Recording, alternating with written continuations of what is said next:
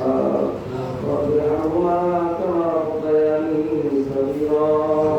رب ارحمهما كما ربياني صغيرا اللهم احفظنا من كل بلاء الدنيا وعذاب الآخرة واغفر الله لمن فيه يا الله তাদেরকে দিনের জন্য কোরআন কারীমের জন্য কবুল করেন ইয়া আল্লাহ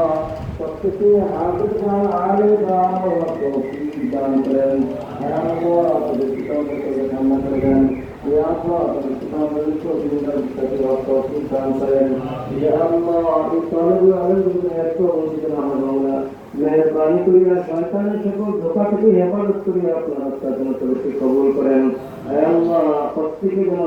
عالم حق اليقين حافظ القرآن وشكر التوفيق كلام قرآن يا الله